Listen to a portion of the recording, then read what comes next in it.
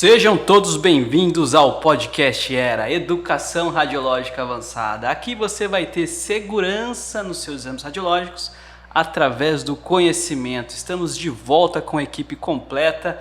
Meu nome é Thiago, eu sou médico radiologista. Estamos com a Karen. Olá, pessoal, tudo bem? A nossa enfermeira chefa. E com o nosso amigo Giovanni de volta, né, Giovanni? Graças a Deus, estou aí na área agora. O Gigão, o nosso técnico de tomografia computadorizada e raios-x. E hoje a gente vai fazer o quê, pessoal? A gente vai falar da importância da equipe multidisciplinar. Isso mesmo, sozinho não fazemos nada, né? E qual a importância dos vários profissionais durante o atendimento radiológico, qual a importância de cada um, qual é a função, qual é a etapa, o que é determinante na relação desses profissionais. E é isso, né, Karen? É isso mesmo. Muitas das vezes a gente só vê aquele paciente, aquele profissional que está ali no contato com o paciente. Então, para uma clínica funcionar é importante ter lá o técnico, o enfermeiro, o médico, e não é isso, né? Nós temos quem está ali no dia a dia com o paciente e temos muitos bastidores aí por trás disso. Então, se a gente for pensar, começa lá no consultório. Qual que é a importância de um pedido médico correto, doutor? Sim. Então começamos desde a primeira etapa, né? O exame radiológico ele começa com a solicitação médica. E o médico solicitante, se ele já tem um contato do médico radiologista, se ele entende como é que isso funciona, se ele entende as etapas, processos, jejum, já otimiza muito o fluxo adequado e a orientação adequada do paciente, né? Porém, a gente sabe que diante as novas modalidades e diante das novas condições de trabalho médico, o médico solicitante está com cada vez menos tempo, né, Karen? É isso mesmo. E aí, toda essa importância do exame radiológico acaba caindo no radiologista, né? Então, após a solicitação médica, o radiologista ali é o profissional que é responsável primeiramente por todas as etapas do exame radiológico. Passar orientações, né? Sim, Preparo. E é como se fosse um comandante da orquestra, né? Um maestro, ele que vai ditar ali a música que vai tocar para todos os pacientes e para todos os colaboradores. Se você tem um maestro de mau humor, a orquestra não sai legal. Se você tem um maestro roqueiro, não vai sair... Fica meio agitada essa hora. Não vai sair uma sinfonia da paz. Tirando as piadas aqui de lado, a equipe inteira, ela sempre depende de um maestro adequado que vai definir o grau de... Vai dar o start para tudo isso, né, doutor? Porque assim, o quanto é ruim, né, Giovanni? Vem um pedido lá que o médico, às vezes o paciente fala uma queixa, né? Porque tem toda uma entrevista, o paciente fala uma queixa e no pedido vem escrito outra. O quanto isso é difícil para vocês, Giovanni? É muito complicado, né? Porque o exame, o direcionamento desse exame depende do pedido correto, né? Vamos supor o paciente vem para fazer uma tomografia, o médico coloca lá dor abdominal. Aí ele vem e ele reclama de uma história de cálculo.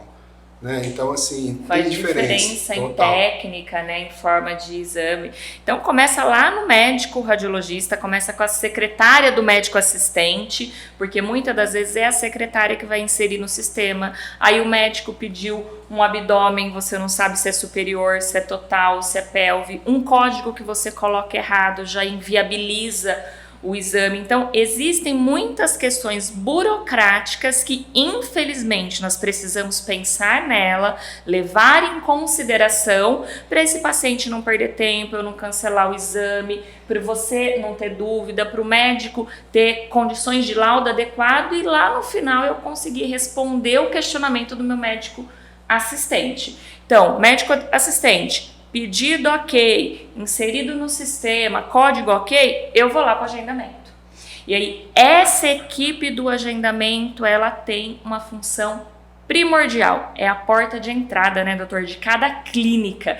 Então, é ali que pode dar o start no caminho de sucesso, na banda, na música da paz ou na banda de rock mais agitada aí. Porque é lá que vai orientar o preparo, tempo de exame, máquina correta, preparo do paciente em casa. E se isso não tiver muito bem treinado, alinhado, treinado por quem? Pelo médico cardiologista. É o médico cardiologista que vai dar todas essas diretrizes, né, doutor, para a questão aí do agendamento. Sim, e aí, Karen, é a importância de cada equipe estar treinada adequadamente, né, pelos protocolos radiológicos. Então, se o médico radiologista, juntamente com a equipe, definiu o protocolo de proteção renal, o pessoal do agendamento vai saber quando solicitar uma creatinina para o exame ou não. Sim. Se a equipe definiu qual é o protocolo de alergia, a gente sabe qual paciente não deve ser submetido ao contraste iônico na tomografia. Sim. Né? Então, é aí que vai a organização hierárquica dos protocolos. Se você tem tudo definido, a relação das equipes fica muito mais fácil e a interação entre as equipes multidisciplinares fica uma música agradável de ouvir, porque está todo mundo na mesma nota musical, né? Todo mundo falando, seguindo todos os protocolos, seja um protocolo de segurança, seja um protocolo de jejum, seja uma investigação de um metal na ressonância. E aí eu evito tanto transtornos para o paciente de cancelamento de exame, transtornos para a equipe que vai chegar aqui e vai ter uma surpresa, transtorno para o dono da clínica que vai ter um cancelamento, vou ter tempo de máquina parada. Então, quer dizer, é uma engrenagem. E que se uma engrenagem estiver num tempo diferente, as coisas não vão se encaixar. O pessoal às vezes confunde e acha que no agendamento não tem uma base de segurança, né, para o paciente. Para você ver, no agendamento a gente já vê se o paciente tem problema renal. Isso é um filtro para a gente mesmo que está na parte operacional ali de realizar o exame, ter uma segurança, porque aí você sabe que você já vai ter ali um histórico de creatinina para você olhar.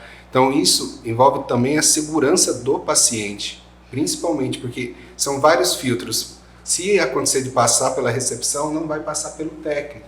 Sim, começa lá no agendamento e aí o segundo começa a ser aqui na recepção. O paciente chegou, ele chegou no horário correto para ele conseguir fazer a ficha no tempo correto, porque se eu faço a ficha correndo, eu esqueço de perguntar um telefone. Ai, cara, mas o que tem a ver o telefone com o exame? Tem, porque se o médico achar lá algum achado crítico, achar alguma imagem que eu preciso ligar para esse paciente, para ele vir fazer um complemento, que eu preciso ligar para esse paciente, vir buscar esse exame mais rápido, porque foi visto alguma coisa grave nele, eu não tenho o telefone. Então, olha só como uma coisa que às vezes parece boba, mas a recepção vai fazer um monte de pergunta, a recepção tem que perguntar endereço, a recepção tem que perguntar o telefone.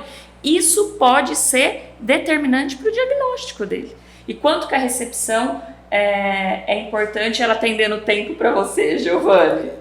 É primordial. A gente faz plantão, né? O plantão Sim. de emergência. Plantão a gente não tem a recepção, então é tudo... Sente falta, Gi? E como? Um exame que às vezes eu demoro com uma recepção, uma enfermagem me auxiliando 5 minutos, num plantão às vezes eu vou demorar 30, 40 minutos para fazer. Por quê? Tem que fazer toda essa checagem que a recepção não vai fazer, ter que colher toda a historinha para passar. Então, assim, é uma equipe que faltou uma pecinha ali, aquela engrenagem fica um vazio aí, né? E isso é engraçado, porque a importância de cada equipe aparece no grau de satisfação dos nossos pacientes. Sim. Né?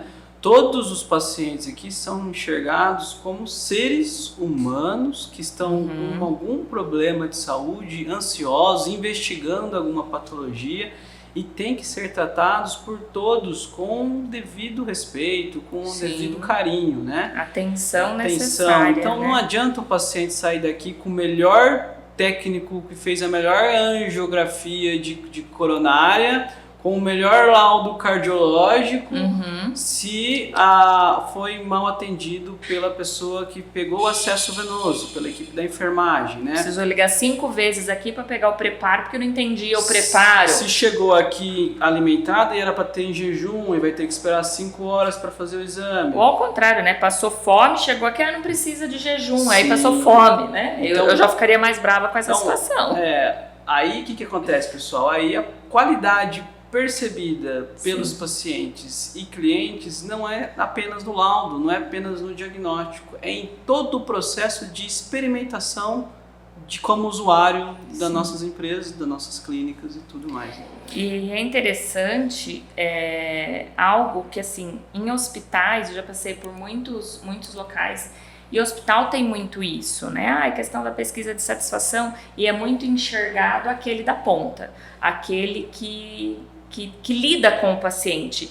E aqui eu tenho percebido assim, uma diferença nisso, que hoje o paciente, além disso, ele enxerga além. Porque chega para mim hoje elogios do PABX e nominais. Então assim, pensa, eu falei com uma pessoa que eu não vi ela, mas ela fez tanta diferença na minha vida, ela fez tanta diferença frente à expectativa que eu tava daquele exame, que eu marquei o nome dela, eu dei uma importância, eu fui lá, entrei na internet, fiz um elogio. Então assim, olha só como às vezes um simples agendamento eu consigo marcar e fazer a diferença nessa pessoa. O principal para você conseguir isso é atender as pessoas como você gostaria de ser atendido. Com educação, respeito. Às vezes o paciente mesmo, ele já vem nervoso, mas ele não está descontando a raiva em você. Sim. Ele está nervoso, às vezes ele está com dor, ele está com problema. Então, é uma forma dele desabafar. Então, escuta. Às vezes, escutar o paciente, você sentar ali do lado dele, conversar 5 minutos com ele. Olhar no olho, né? Exatamente. Ele vai dar mais valor do que o atendimento, porque você tirou um tempinho seu para dar atenção para ele. Então, trate o próximo como se fosse seu pai, sua mãe, como você gostaria de tratar e ser tratado. Então, é através disso, um atendimento humanizado é perfeito. Quando esse paciente chega na clínica, ele é acolhido, ele é atendido no horário, ele é recepcionado, ele vem para uma fase de pré-exame, que é onde é feito toda uma rechecagem. Então, tudo aquilo que foi orientado de jejum tá mesmo, creatinina tá mesmo, realmente não tem alergia, realmente não tem metal. Então, tudo isso ele tem uma dupla conferência.